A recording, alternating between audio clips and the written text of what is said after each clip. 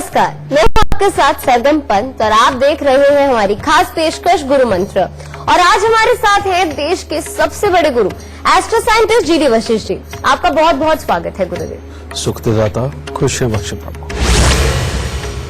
आजकल हर किसी की सबसे बड़ी समस्या है बचत ना हो पाना।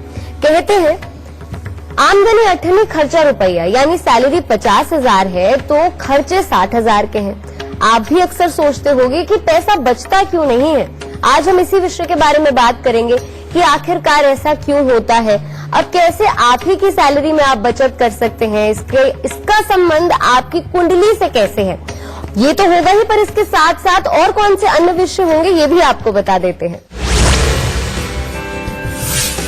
क्यों नहीं हो पाती बचत? क्या खर्च हो जाता है सारा पैसा? लक्ष्मी कहीं आपसे रूठी हुई तो नहीं है? आपकी सैलरी हमेशा कम क्यों पड़ जाती है? तो हमेशा की तरह शो की शुरुआत करने से पहले आप सभी को याद दिला दूं कि फेसबुक पर गुरु मंत्र पेज को लाइक कीजिए। वहां आप गुरुदेव से अपने सवाल भी कर सकते हैं, या फिर टीवी स्क्रीन पर इस वक्त जो ईमेल आईडी फ्लैश हो रहा है, यानी कि www.gurumantra@itbnetwork.com, इस पर आप हमें मेल कर सकते हैं और इसके जरिए आपको हमारे शो पर कॉलर बनने का भी मौका मिल सकता है। बस इसका जिक्र आप हमें मेल करते समय कर दें और हमारी टीम आपसे खुद संपर्क करेगी। और गुरुदेव से सीधा संपर्क करने के लिए अभी फोन उठाएं और टीवी स्क्रीन पर फ्लैश हो रहे फोन नंबर पर कॉल करें। और अगर आपके पास पैसे नहीं हैं और आप अपने भविष्य के बारे में जानना चाहते हैं तो आप गुरुदेव के संस्थान जाकर निःशुल्क, यानी बिना किसी पैसे के, अपने भविष्य के बारे में जान सकते हैं। अब इससे ज्यादा तरीके आपको और कहाँ मिलेंगे। गुरुदेव, आज हम बचत की बात कर रहे हैं। मुझे लगा तमाम दर्शक आज सोच रहे होंगे कि ये विषय है जो हमसे जुड़ा हुआ है। सैलरी कितनी भी हो, 10,000 हो, 20,000 हो, 50,000, पैसा आता है कहाँ चले जाता है पता ही नहीं चलता, कुछ नहीं बच पाता। तो इसका कुंडली से क्या संबंध है? इसका बेटा सारा संबंध ही कुंडली के साथ है। ये जो पैसा ना बचना, ये कोई एक आध हालात के साथ में अगर किसी के भी जीवन में घटित होता तो टीवी पे बैठ के एक दो उपाय देकर के ही हम सारी दुनिया को खुशहाल कर देते। लेकिन इसके लिए अनगिनत सिचुएशनें बनती हैं, अनगिनत हालात बनते हैं। जैसे अगर लाभ स्थान में राहु है तो लाभ खराब, ठीक है। तीसरा घर बहुत ज्यादा एक्टिव हो गया है किसी भी ग्रह के कारण, वो लग गया तो लाभ खराब। चौथे घर में आके पापी ग्रह बैठ गए तो लाभ खराब। शनि चंद्र केतु का इनका मेल हो गया तो लाभ खराब, ठीक है। बृहस्पति जाकर के बिल्कुल ही खराब अवस्था के अंदर हो गए और बृहस्पति के घरों के अंदर उनके दुश्मन ग्रह जाके बैठ गए, तब भी मुसीबत आ गई। तो रजे कोई एक रीजन थोड़ी है, बहुत सारे रीजन है। सबसे पहले जो मोटा मोटी देखा जाता है बेटा कि कहीं पापी ग्रहों का संबंध समझे चंद्रमा के साथ ना हो। चंद्रमा के साथ जब भी पापी ग्रहों का संबंध बनता है तो होता क्या है, सबसे पहले अपनी कंसंट्रेशन में प्रॉब्लम आती है। बच्चा लिखाई पढ़ाई के अंदर प्रॉब्लम क्रिएट करने का लगता है या उसका ध्यान नहीं लग पाता। विपरीत लिंगी की तरफ उसकी अट्रैक्शन बहुत ज्यादा बनने लगती है। इसके साथ ही अपने घर में भी सीलन बार बार उभर के आती है, कभी वॉशरूम में निकल आती है, कभी किसी दीवार पे निकल आती है, कभी किचन में निकल आती है और नहीं तो बेडरूम में भी निकल आती है। जिनके यहाँ ये वाली प्रॉब्लम में हो, समझ लो यहाँ शनि चंद्र का मेल है और ऐसे में घर के अंदर वाकई में तकलीफ बनेगी और पैसे के संबंधित दिक्कत बनेगी और जिंदगी के अंदर जो भी काम करना पड़ेगा जुगाड़ करके ही करना पड़ेगा। और बड़े बड़े काम अगर शनि के खोलने लगते हैं, जैसे कोई इंडस्ट्री लगानी हो, कोई ट्रांसपोर्ट का काम करना हो, गाड़ियों का कोई काम करना हो या गाड़ियों की सेल परचेज हो, कुछ भी अगर करना हो या मकान ही अपना बनाना हो तो उसके बारे में ये ज्यादा नुकसान देता है। ऐसी अवस्था के अंदर सबसे पहला आपको ध्यान रखना चाहिए कि हर मंगलवार को दूध में हलवा बना करके मंदिर में चढ़ा करके बांटना शुरू कर दो। इसमें थोड़ा सा टाइम तो लगेगा, 2-4 महीने, लेकिन सब चीज अपने काबू में आनी शुरू हो जाएगी और घर के अंदर पैसा भी बचना शुरू हो जाएगा। फिर दूसरी चीज, कई बार आप लोगों ने देखा होगा कि जब आप अपने घर पे हैं, माता पिता भाई बहन जहां आपके रहते हैं, आप जब भी वहां पर आते हैं तो आपको काम से संबंधित दिक्कतें आती हैं। लेकिन जब भी आप घर से दूर जाकर के कोई काम करते हैं तो ऐसी अवस्था के अंदर आपका कामकाज बहुत अच्छा चलता है। और जब तक आप घर से दूर रहे थे तब तक अच्छा कमा रहे थे, घर पे वापस आए तो आपके काम धंधे फेल होने शुरू हो गए।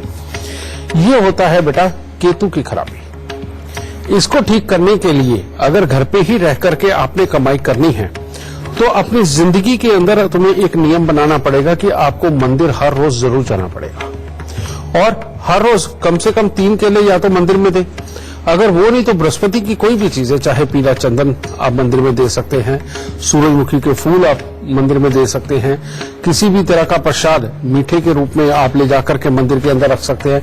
आपको हर रोज मंदिर जाना बेहद जरूरी हो जाएगा और केले जितने दान देते जाएंगे उतना अच्छा भी रहेगा। और कान छिदवा के सोना धारण करना और हर रोज केसर का तिलक नाभि जुबान माथे पर लगाना ये बहुत जरूरी हो जाएगा।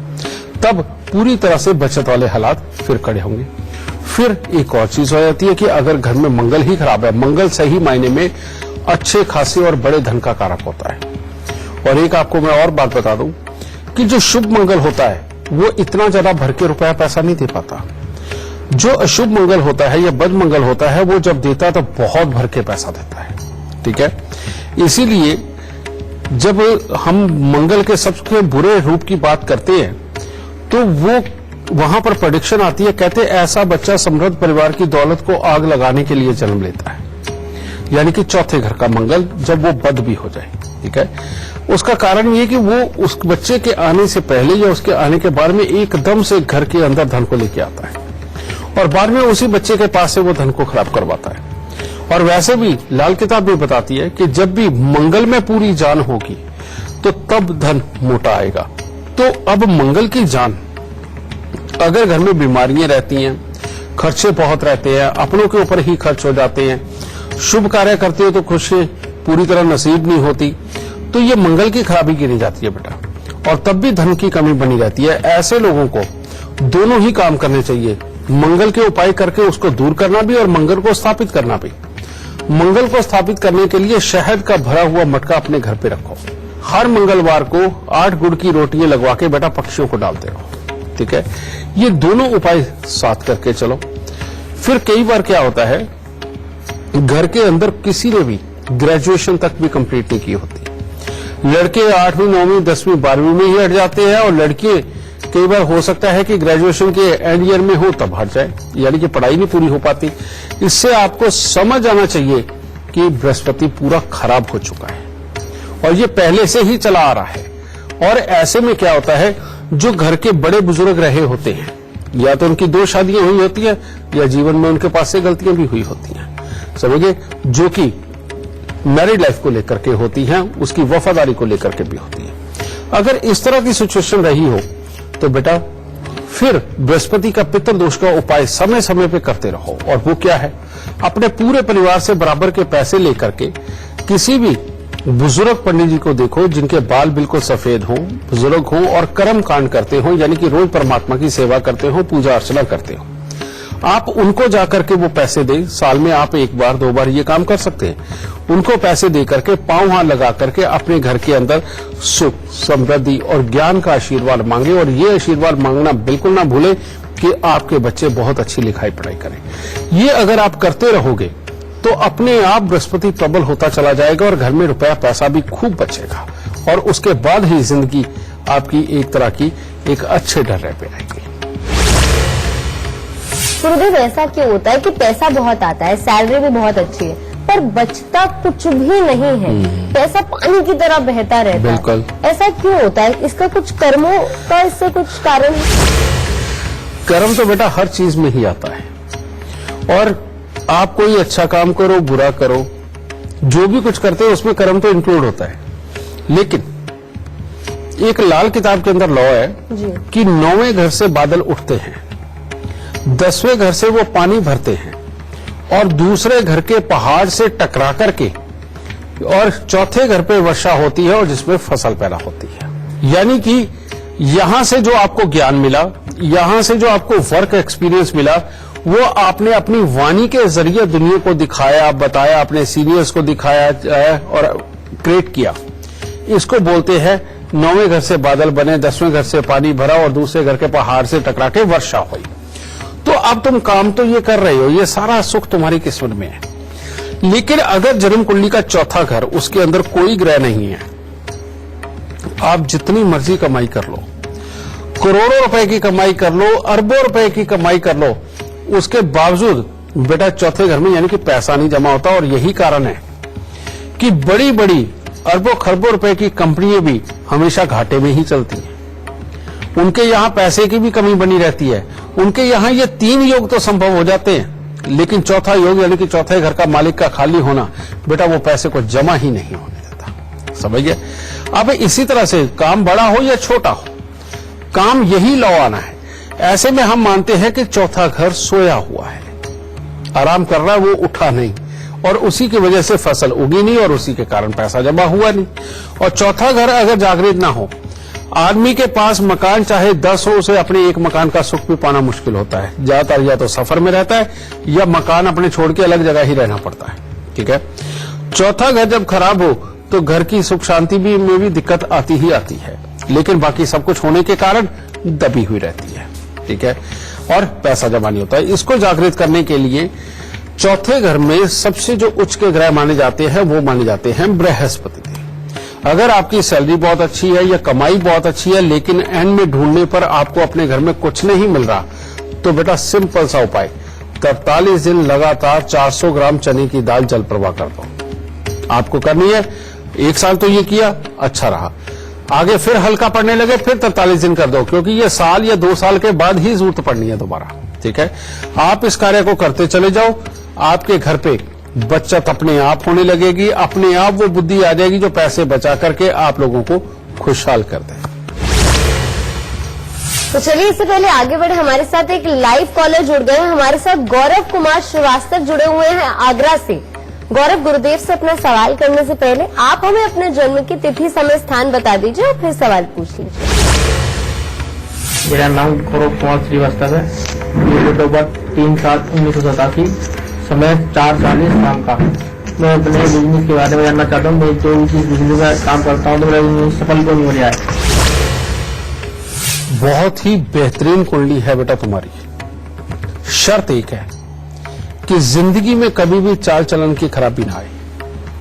अगर ये आई तो कुंडली बहुत बुरी, अगर ये नहीं रही तो बेटा जिंदगी में हर तरह से उत्तम हालात मिलेंगे। लेकिन एक बहुत बड़ी प्रॉब्लम है, तुम्हारी कुंडली के अंदर चंद्र ग्रहण है, वो भी 10वें घर का।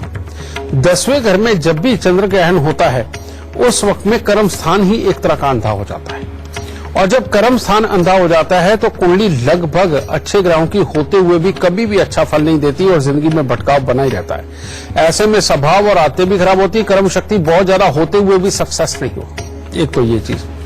फिर राहु के चौथे घर में होने से अपनी जिंदगी में एक नियम बना लेना कि तुम्हारे घर में, तुम्हारे खानदानी घर में भूल के भी कभी भी लकड़ी का, कोयले का या उपले वगैरह का कोई चूल्हा न चले, और तुमने जिंदगी के अंदर कभी भी कोई आग जला करके पकाने वाली चीजों का धंधा नहीं करना। यानी कि हीटर वगैरह जला के भी कई चीजें बनती है, प्लास्टिक का सामान बनता है और बहुत तरह का, वो भी नहीं बनाना। ठीक है, काम जो भी करना जिसके अंदर बहुत ज्यादा हीटिंग का प्रयोग ना हो, वही काम तुम्हें सूट करेंगे। और वैसे मैं तुम्हें बता दूं, अगर खट्टी मुठी चीजों का, चाहे गोलियां हो, चूरन हो या कुछ भी इस तरह की चीजें हैं, मैं नहीं जानता और क्या क्या हो सकती हैं, इनमें से किसी भी चीज का अगर तुम काम धंधा खोलोगे, चलाओगे, तो बेटा तुम जिंदगी में मालोमाल हो जाओगे, कोई कमी नहीं होगी। लेकिन पहले तुम्हें इनके उपाय करने हैं। ये उपाय अगर करोगे तो जिंदगी में अभी से ही बहुत अच्छी सेटलमेंट के योग आ जाएंगे, खास तौर पे सितंबर 2019 के बाद। तो उपाय क्या करना है? सबसे पहले 10 दृष्टिहीन दिव्यांग व्यक्तियों को साल में 1 बार या 2 बार खाना जरूर खिलाओ। अपने हाथ से थालियां उनके आगे रखनी है तुम्हें, यह चीज। दूसरा उपाय है, हर साल अपने जन्मदिन के बाद, और एक बार अभी कर देना, कि 9 दिन लगातार तवा, चिमटा या अंगीठी, इसमें से कोई एक चीज लेकर के चलते हुए साधु को दान देनी है। हर मंगलवार को 8 गुड़ की रोटी तंदूर में लगवा के कुत्ते और कौवों को डालनी है। और सिर्फ एक बार जिंदगी में ये उपाय करना पड़ेगा जो मैं बता रहा हूं। 43 दिन लगातार 60 ग्राम नाग केसर लेकर के जल प्रवाह करना। बेटा इन उपायों के बाद परमात्मा एक तरह की तुम्हारी किस्मत को पंख लगाएगा और तुम्हें अपनी मंजिल तक पहुंचा ही देगा। खुश रहे परमात्मा। तो चलिए गुरुदेव से बातचीत का सिलसिला हम जारी रखेंगे, लेकिन अभी हमारे साथ सत्यम जुड़ गए हैं। ग्वालियर से जुड़े हुए सत्यम गुरुदेव साहब अपना सवाल करें, उससे पहले आप हमें अपने जन्म की तिथि, समय, स्थान बताकर फिर सवाल पूछ लीजिए और इसी क्रमांक में बताइएगा। नमस्ते गुरुजी, मेरा नाम सक्षम शर्मा है, ग्वालियर का रहने वाला हूँ और मेरा जन्म स्थान कैलारस है और मेरा जन्म तिथि 23 अगस्त 1998 है। मेरा क्वेश्चन आपसे ये है कि मैं जिस अपनी फील्ड में तैयारी कर रहा हूँ गवर्नमेंट सेक्टर के लिए, मैं MPSI बनना चाहता हूँ, क्या मुझे उसमें सफलता मिलेगी या नहीं मिलेगी? बेटा, तुम्हारी कुंडली के अंदर जो योग है ये सरकारी नौकरी के लिए भले ही थोड़ी कमजोर हो, लेकिन ये वैसे जिंदगी के अंदर काम धंधे के लिए, सुख के लिए, इज्जत के लिए, बड़े नाम के लिए बहुत ही अच्छा है। एक तो मंगल बुध शुक्र का मेल इस तरह का तुम्हारी कुंडली के अंदर बैठ गया जो तुम्हारी कर्म शक्ति को बढ़ाता है, गुस्से को भी बढ़ाएगा लेकिन कर्म शक्ति को भी बढ़ाएगा, तो ये बहुत अच्छा है। दूसरा, सूर्य ऐसे स्थान के ऊपर, कहते हैं कि कुछ भी सही मायने में तुम्हें मैनेजमेंट सीखनी चाहिए किसी भी चीज की, और मैनेजमेंट को सीख के आप किसी भी चीज में अगर जाते हो तो उसके अंदर दिमाग ऐसा काम करेगा कि आप दूर जाते हो तो उसके अंदर दिमाग ऐसा काम करेगा कि आप दूसरों से अलग सोच करके उस काम को बहुत स्पेशल तरीके से करेंगे। ये योग हर किसी की किस्मत में नहीं होता बेटा, बहुत रेयर पर्सनों में होता है। फिर जो सबसे बड़ी बात कि शनि तुम्हारा ऐसी अच्छी जगह पे बैठा हुआ है जहां पर मकानों के सुख, कमाई के सुख, सब कुछ देता है और इंसान के दिमाग में ऐसी बुद्धि देता है कि कौन सा हिस्सा फायदे वाला रहेगा और कौन सा हिस्सा नुकसान वाला रहेगा, ये कुदरत ही ऐसी बुद्धि देती है कि ऐसे इंसान को पहले ही पता होता है। समझिए, आप डिसीजन ही वो लोगे जहां पर पहले पैसा विराजमान हो और जो इसने आगे बढ़ना हो। तो इस तरह की अगर अच्छी कुंडली है तो तुम्हें इसीलिए निश्चिंत हो जाना चाहिए। अगर सरकारी नौकरी के योग नहीं भी है तो तब भी बेटा तुम जिंदगी के अंदर सफल रहने वाले हो। लेकिन उपायों में सबसे पहले बेटा तुम शनि के दान कभी मत करना। पूरे साबुत काले चने, सरसों का तेल, काला कपड़ा, लोहा कुछ नहीं दान देना। उल्टा थोड़े से साबुत बादाम लो, छिलके सही जो होते हैं, उनको हल्दी से पीला करके और लोहे के डिब्बे में डाल के घर के अंधेरे कमरे में रख दो। वो बादाम जितने पुराने होते चले जाएंगे तुम्हारे घर में उतने ही सुख पड़ेंगे। अपने घर पे कुत्ता जरूर पालना, ठीक है, ये तुम्हारे लिए बेहद जरूरी है।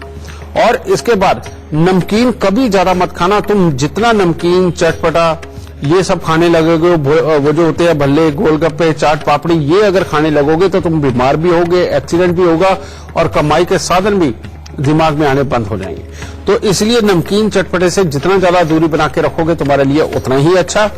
और हर चंद्र ग्रहण पे 4 नारियल पूजा वाले और 400 ग्राम साबुत बादाम लेकर के बेटा ये जल प्रवाह चंद्र ग्रहण के मध्य में ये करते रहो। इसके बाद सारी जिंदगी हर रविवार को 400 ग्राम गुड़ जल प्रवाह करते रहना। जीवन के अंदर इतनी अच्छी तरक्की मिलेगी कि जितनी तुम सोच भी नहीं सकते। और जब तक तुम्हारे घर पे कुत्ता रहेगा तुम्हारा और तुम्हारे काम का नाम सदा बड़ा होता चला जाएगा। तो इन उपायों को करो, डरने की कोई जरूरत नहीं। तो घर वालों को क्या करना चाहिए और क्या नहीं करना चाहिए ताकि उनके घर पे पैसे की कमी कभी ना हो?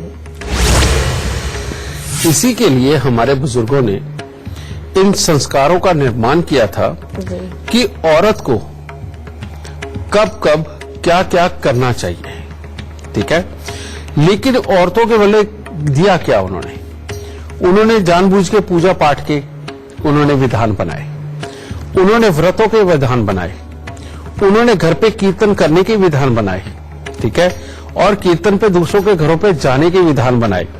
साथ में औरत को ये खास तौर पे ये बताया गया कि घर पे कोई भी आए माथे पे त्रिवेणी नहीं आनी चाहिए और जो भी आए उसे उसकी बहुत सेवा करनी है।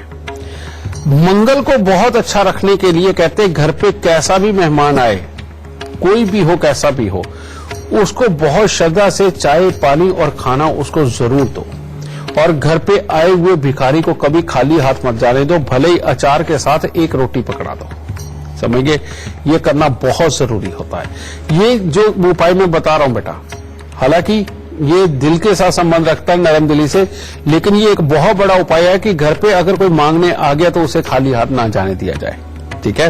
एक तो ये। दूसरी बात, समय समय के ऊपर जितने भी तुम्हारे घर में कसम्स होते रहे हैं, जिन देवी देवताओं को तुम्हारे बड़े बुजुर्ग पूजते रहे हैं, उनके उन कर्मों को कभी मत छोड़ो। बहुत सारे लोग अपने जठेरों को भूल चुके हैं, शादी विवाह पे जहां पर जाकर के माथा टेका करते थे उनको भूलने लग गए हैं। जो हमारी मां दादी पहले व्रत या पूजा किया करती थी उनको छोड़ते चले जा रहे हैं। ये एक ऐसे कारण है, जब तक आप इनको छोड़ते चले जाओगे और इसका दुख जिंदगी के अंदर जरूर पाओगे। जब जब उनको अपना करके चलोगे, घर से समृद्धि जा ही नहीं सकती। चाहे व्रत करो, चाहे पूजा पाठ करो, कीर्तन करो, कुछ भी करो, बेटा एक उसमें कॉमन चीज है, और वो क्या है कि किसी न किसी रूप में कोई ना कोई प्रसाद बनके हमारे घर से जाता ही जाता है। वही जो प्रसाद के रूप में हम मंदिर में या कीर्तन की जगहों पे लेकर के जाते हैं, परमात्मा को अर्पित करते हैं या पंडित जी को दे करके आते हैं, इसको आप इस तरह से कभी मत लो कि हम ही क्यों दें। ये तो जब तक तुम अपने घर से ले जाकर के देते रहोगे, परमात्मा तुम्हारे घर पे हमेशा समृद्धि के फूल खिलाई रखेगा। ये जब भी कंजूसी वश या सामने वाले में कमी निकाल करके तुम बंद तो करके देखो, ये उसी वक्त खराब हो जाएगा। अभी पिछले दिनों के अंदर एक बहुत बड़े एग्जाम्पल रहे, वो एग्जाम्पल मैं आपको बताता हूं क्या। बहुत सारे बीच में लोग ऐसे भी रहे जिनको दुनिया गुरु मानती रही और सब कुछ ठीक चलता भी रहा, लेकिन बाद में पता चला नहीं, गुरुओं के द्वारा ही कुछ न कुछ ऐसे काम हुए कि जिसकी वजह से वो गलत साबित हुए। लेकिन जो उनके भक्त रहे, जिन्होंने अपनी अनन्य भक्ति उनके अंदर बना करके रखी और वो सच्चे मन से परमात्मा का नाम लेते हुए भी गुरु को प्रणाम करते रहे, आप देखेंगे उनके जीवन के अंदर जो सुधार रहे वो नहीं बिगड़े, उनका कुछ ना कुछ अच्छा ही हुआ है। इसे बोलते हैं दिल का साफ होना, और जो साफ दिल होता है उसमें परमात्मा आकर के स्वयं वास करते हैं। आपका जिस पे विश्वास है, अगर वो धोखा दे भी दे तो बेटा आपको अपना कर्म नहीं बंद करना, आप अपना कर्म करते चले जाओ, क्योंकि आप साफ मन से हैं तो आपको परमात्मा भर भर के देगा। आप अपने मन में मैल ले आओ, अपने कर्मों को बंद कर दो, और खास तौर पे ये दान पुण्य के नाम पे और पूजा पाठ के नाम पे जो कर्म आपकी जिंदगी में थे, इनको आप छोड़ के देखो, अपने आप परमात्मा कमी करनी शुरू कर देगा।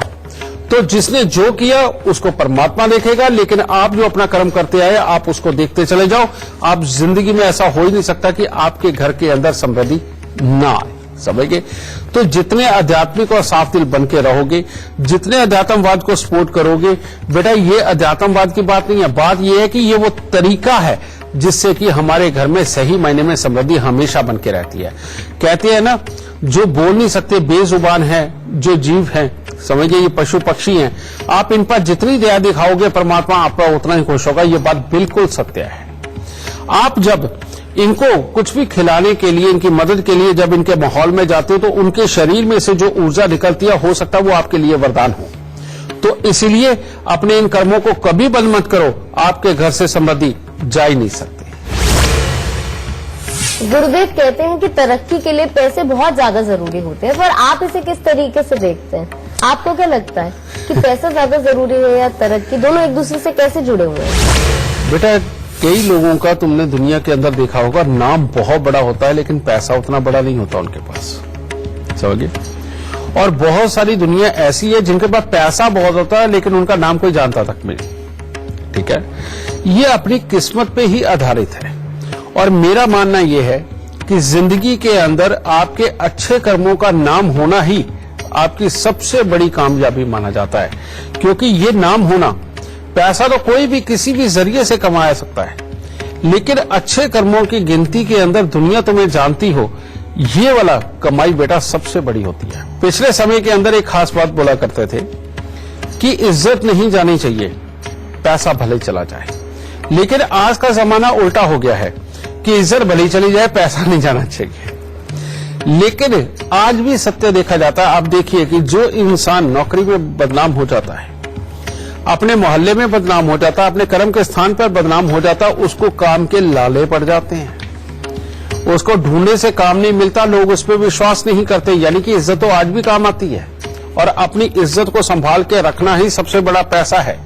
और कुदरती तौर पे आप अगर काम करते करते अगर नाम कमा जाते हो, परमात्मा ने ऐसा योग अगर तुम्हारी कुंडली में लिखा है, तो इससे बड़ी कमाई और कोई नहीं होती। रही बात बेटा, चाहे 100 करोड़पति हो जाओ, चाहे 1000 करोड़पति हो जाओ, और चाहे लाख रुपए महीने कमाने वाले हो जाओ, चाहे 20,000 रुपए महीना कमाने वाले हो जाओ, आपको अपनी जिंदगी इस तरह से चलानी है कि जितना पैसा आ रहा है बस उसी के दायरे में जो जीना सीख लेता है और तरक्की के लिए रोज ईमानदारी से जो प्रयास करता है, बेटा इससे बढ़िया जिंदगी और कोई नहीं होती। अपने प्रयास के अंदर आप अपने बड़े बुजुर्गों से, अपने गुरुओं से, अपने कुलीग से सलाह लेकर के रोज कोशिशें करो, लेकिन साथ में अपनी जन्म कुंडली के उपाय करो, ताकि अगर कोई बाधा है आपकी तरक्की में तो वो हट जाए, समझे। और इसके लिए बेटा हमारे यहाँ पर आप जब मर्जी आ सकते हो और फ्री में अपने बारे में जान करके आप अपने लिए उपाय लेकर के जा सकते हो, लेकिन उसके लिए आपको आना पड़ेगा हमारे ऑफिस, ठीक है। और दूसरी बात, जो भी इंसान परमात्मा की शरण में होता है, बड़े बुजुर्गों की इज्जत करने वाला होता है, उसके घर की कमाई चाहे जो मर्जी हो, लेकिन समृद्धि उसके घर में सदा ही वास करती है। और इसीलिए बेटा कभी भी अपने गुरुओं की, अपने बड़े बुजुर्गों का अनादर कभी मत करो, अपने बड़ों का अनादर कभी मत करो। सदा जो अपने बड़ों के झुक करके पूरी तरह से पांव हाथ लगा करके आशीर्वाद लेने का आदी बन जाता है, अगर उसकी किस्मत में कोई 4 दिन बुरे आ भी गए तो परमात्मा उसको 16 दिन सुख के देगा, समझे, और उसको बढ़ाएगा ही बढ़ाएगा। मैंने 4 दिन इसलिए कहा कि नंबर 4 राहु का होता है कि अगर कोई खराबी आ भी गई, और मैंने 16 दिन इसलिए कहा है क्योंकि बृहस्पति इसी अंक के साथ जुड़े हुए हैं। हालांकि 16 के साथ 7 बनता है, लेकिन केतु है जो बृहस्पति के चेले हैं। तो ये छोटे छोटे ज्ञान भी आपको साथ के साथ मैं देता रहूंगा। तो बेटा ये अगर आप करते रहोगे, जिंदगी में ऐसा हो ही नहीं सकता कि आप खुशहाल ना रहें। अपने मन को हमेशा तसल्ली दे करके रखो कि वो उड़े नहीं, और उस उड़ने की चाहत में कहीं कोई बुराई अपने मन में मत पनपने दो। जिंदगी में सिदक के साथ जीना, बिना टेंशन के जीना, ये सबसे अच्छी और सबसे खुशहाली वाली जिंदगी होती है। ताता सुख। तो चलिए इससे पहले आगे बढ़े, हमारे साथ करण जुड़ी हुई है जालंधर से। जी गुरुदेव से आप जो कुछ भी सवाल करना चाह रहे हैं, उससे पहले आप हमें अपने जन्म की तिथि, समय, स्थान बता दीजिए, फिर सवाल पूछ लीजिए आप। तो मैंने इसके ना काम के बारे में पूछना है। डेट ऑफ बर्थ किया 25 दिसंबर 1996, 1 PM टाइम जलंधर। क्या सवाल है आपका, क्या पूछना चाहते हैं आप? वो ना कैरियर के बारे में पूछना है। इसकी सेटिंग नहीं हो रही है, काम कर रहा है, वो रेडीमेड कपड़े की दुकान है ना, उस पे काम सीख रहा है। तो अब 2 साल हो गए, काम तो सीख लिया है। आप इसकी सेटिंग के बारे में पूछना कि कब होगी, कपड़े की ठीक है इसका काम, और कब शॉप खोलेगा। बेटा इसको गुस्सा कितना आता है और इसके पेट में गैस एसिडिटी कितनी बनती है? गैस तो इसके पेट में बहुत दर्द रहती है, महीने में एक बार तो इसके पेट में दर्द रहती है। बिल्कुल, यही एक ग्रह ऐसा है जो इसके पत्नी के सुख, इसके पुत्र के सुख, इसकी कमाई के सुख और इसके स्वभाव के सुख, इन सबको खराब कर रहा है। अगर इस ग्रह योग का इलाज करके चलोगे तो बेटा इसकी कुंडली इतनी अच्छी है कि जिसके अंदर कहा गया है कि भाग्यवान, जिसके पास हर तरह की समृद्धि और काम का सुख हो। लेकिन सिर्फ इसकी एक वजह से, इस एक ग्रह की वजह से माँ और बेटा दोनों को दुख तकलीफ लिखी हुई है, और बाद में पुत्र और पत्नी के सुखों में भी दिक्कत लिखी हुई है, और पेट के अंदर पहले गैस, एसिडिटी, कब्ज वगैरह, और बाद में बुढ़ापे में जाके किडनी या लीवर की दिक्कत, ये भी लिखी हुई है। इसके लिए सबसे पहले तो इसको ये चीज चाहिए कि जब भी मौका मिले, यानी सुबह, दोपहर, शाम, जब भी इसने खाना खाना हो तो ये रसोई घर के अंदर बैठ के ही खाना खाए। ये पहली बात। दूसरी बात, यहां पर मिट्टी के लोटे के अंदर देसी खांड भर के उसको वीरान जमीन के अंदर दबाए। और दूसरा, हर मंगलवार को कन्याओं को मिश्री वाला दूध दे। और तीसरा, यहां पर बुधवार के दिन बकरी को अगर ये काले चने देता रहेगा तो इसके लिए बहुत उत्तम होगा। और अगर कन्याओं को दूध मिश्री ना दे सके तो दूध चावल उनको दान में देता रहे, छोटी छोटी कन्याओं को। ये इसके लिए सबसे उत्तम उपाय है बेटा। फिर तीसरी बात, इसको जिंदगी में कभी भी शनि के दान नहीं करने। उड़द, साबुत, काले चने, सरसों का तेल, काला कपड़ा, लोहा, अगर ये चीजें दान देता रहा तो इसके लिए बहुत बड़ी मुसीबत हो जाएगी, ठीक है। और ऐसे में कामकाज खराब होगा। शादी से पहले अगर ये गाय का दान करेगा तो इसके लिए सर्वोत्तम रहेगा और जिंदगी के अंदर ये बहुत आगे बढ़ेगा। और किसी भी सूरत में 26 साल की उम्र क्रॉस होने से पहले इसको शादी बिल्कुल नहीं करनी। 26 के बाद करेगा, अच्छा रहेगा। जब तक ये दूध चावल का दान जिंदगी भर चलता रहेगा तब तक ये जिंदगी खुशियों में गुजारेगा। जब ये बंद करेगा वहीं पे मुसीबतें फिर आ जाएंगी। तो इन उपायों को करा दे बेटा, पहले नौकरी और बाद में ये अपना काम जरूर करेगा और जिंदगी में बहुत अच्छा खुशहाल रहेगा। सुख दे परमात्मा।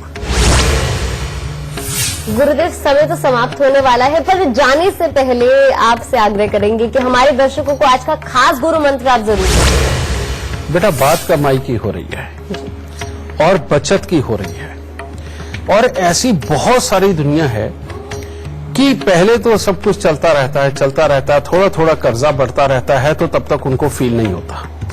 लेकिन होता क्या है कि धीरे धीरे करके कर्जा का ढेर भी बड़ा हो गया और अचानक कामकाज के ऊपर चोट आती है, जिसके कारण एकदम से ब्लास्ट होता है और जिंदगी बिखर के रह जाती है। और उसमें लेनदारों के तांते बहुत लग जाते हैं और इंसान के पास काम नहीं होता और समझ भी नहीं आता कि करे तो करे क्या। इसे कहते हैं कि पापी ग्रहों की वजह से चंद्र, मंगल, बृहस्पति खराब हो गए और कोई ना कोई खराबी के कारण ये बना गए। जब भी कभी इस तरह के हालात हो, कर्जा भी बड़ा हो, काम बंद हो चुका हो, कुछ समय ना आता हो और लेनदारों का तांता लगा हुआ हो, तो उसके लिए उपाय क्या करना चाहिए? सबसे पहले 43 दिन लगातार मीठे पीले चावल बनाकर मंदिर चढ़ा करके गरीबों में बांटे। घर में क्लेश हो तब भी यही उपाय काम आएगा, ठीक है। खासतौर पे मियां बीवी के बीच में क्लेश हो तब भी। फिर उसके बाद हर मंगलवार को दूध में शहद मिला करके वो मंदिर के अंदर चढ़ाते रहें, ठीक है। और शनिवार के दिन एक नारियल, थोड़े से साबुत बादाम लेके सरसों का तेल लगा करके वो दान दे, नहीं तो उड़द साबुत को ही सरसों का तेल लगा करके वो दान देना शुरू कर दो। और बुधवार के दिन खास तौर पे बेटा, आप जितना ज्यादा कबूतरों को दाना डाल सकते हो उतना ही अच्छा है। और कबूतरों को अगर खास तौर पे बाजरा डालते हो तो इससे उत्तम और कुछ भी नहीं होगा, ठीक है। आप इन उपायों को करके देखो, इससे घर के अंदर सुख समृद्धि भी बढ़ेगी, आई हुई अचानक मुसीबतें भी टल जाएंगी और फौरन जीवन के अंदर तुम्हें रास्ते मिल जाएंगे जो तुम्हें एक अच्छे स्थान पे ले ही जाएंगे। और जब तक ये दूध में शहद डाल के मंदिर में देते रहोगे, परमात्मा ने चाहा कर्जा भी उतनी जल्दी उतरता चला जाएगा। दाता खुश रहते। आज का एपिसोड देखने के बाद हम उम्मीद करते हैं कि अब आप भी बचत कर पाएंगे और पैसे से संबंधित जो कुछ भी परेशानी का सामना आपको करना पड़ रहा है उससे भी आपको छुटकारा मिलेगा। गुरुदेव, हमारे दर्शकों का मार्गदर्शन करने के लिए और उन्हें लाभ की जानकारी देने के लिए आपका बहुत बहुत शुक्रिया। माता रानी सबको सुखी रखे, सबको खुशहाली बख्शे और सदा तंदुरुस्ती बख्शे। तो चलिए आज के लिए बस इतना ही, लेकिन कल हम एक बार फिर से हाजिर होंगे एक नया विषय लेकर। आपके सवाल होंगे, जवाब भी होंगे गुरुदेव के। तो बस आप देखते रहिए गुरु मंत्र और अभी के लिए दीजिए मुझे इजाजत। नमस्कार।